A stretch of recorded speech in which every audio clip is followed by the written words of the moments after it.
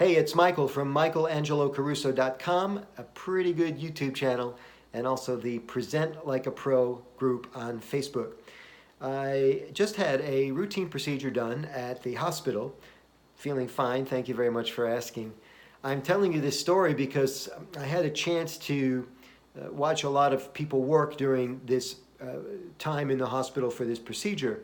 And, you know, I teach presentation skills. The number one thing people tell me that they want improvement on is helping them with the negative emotions that surround presentations and speaking and that sort of thing.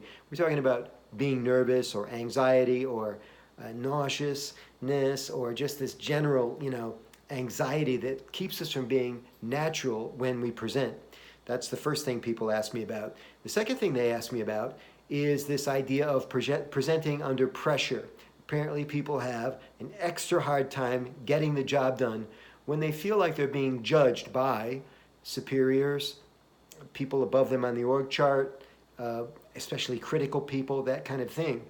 Well, I watched this in action as I was going through my procedure at the hospital. You can imagine I met a lot of people. I met the admissions, I met the people that were onboarding me, I met the young professional that was charting me, I met my doctor, I met many different experts who were treating me. And an interesting thing happened with the young professional, she's an RN, that was charting me, taking all my inputting all my information. And she was asking me some questions about how long I had been in the country, the United States. And since I had just gotten back from Lebanon, another speaking engagement, I told her that I was just back in country.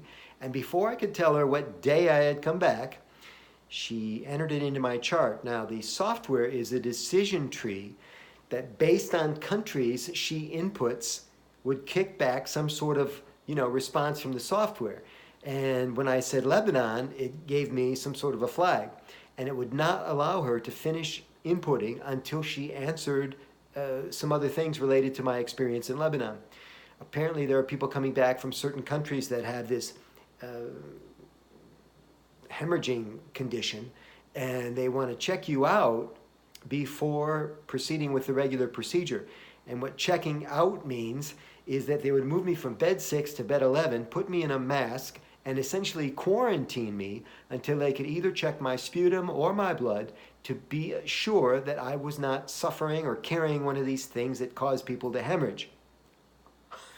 I didn't know any of this when she asked me the question.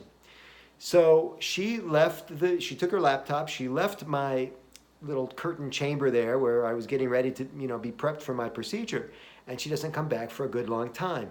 I lose my cue in the line for the procedure. And meanwhile, the charge nurse and the doctor come in to talk to me and find out what the holdup is. And I said, geez, I don't know. The lady that was doing my chart left. She hasn't come back. So they're trying to decide what to do. Everybody's gathered around my bed, and the chart nurse comes back in, and she is not pleased by the reception she gets. Now, no one has said anything to her sideways about, what are you doing, what's going on. They're just curious, and they're trying to keep this assembly line going. And I noticed that the chart nurse is really getting frazzled. She's stammering, she's stuttering, she seems uncomfortable with the doctor now being in the curtain room. Doesn't address him directly, by the way, won't even look him in the eye. And not for nothing, she's got a little rash on her neck that is growing by the second. People that have this condition, it's kind of like a visual flag that she's becoming extremely flustered by this scenario. She can't get me to move forward in the software. And I said to her, hey, listen, while you were gone, I checked my phone and I discovered that I've been in the country long inside the 21-day window that you mentioned, so it was really all just a false alarm. And the doctor and everybody else is kind of just taking this in and said, false alarm, can we move this lad along? And she said, no, I can't move him along because I'm in the software, he's been flagged, and now I have to figure out how to get him out of the flag. And she's just about raising her voice to everybody else involved. And what I took away from this is, yes, this idea of getting flustered around authority, of being able to present up the org chart is a real thing. So what would it have taken for her to, maintain her composure during this episode? Well, number one, is I might have suggested not to enter it into the software until I had a chance to check exactly what day I got back from Lebanon. By the way, no one ever wanted to see, my air itinerary. Nobody ever wanted to see my calendar. No one ever asked for proof of concept on this. It was all just my memory, which is pretty interesting considering how much trouble everyone would have gone through just based on an errant recollection. And number two is that when you're presenting, you got to hold your ground, man. If you're doing your job correctly, there's no reason to get flustered.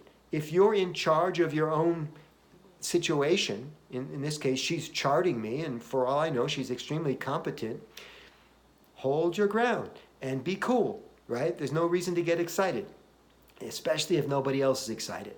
So these are a couple of strategies that you can use if and when you feel rattled when you're giving a presentation. More strategies in my free Facebook group.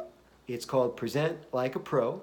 And you might also subscribe to my YouTube channel, which also offers strategies on how you can rock it as a presenter, as a speaker. Thanks very much.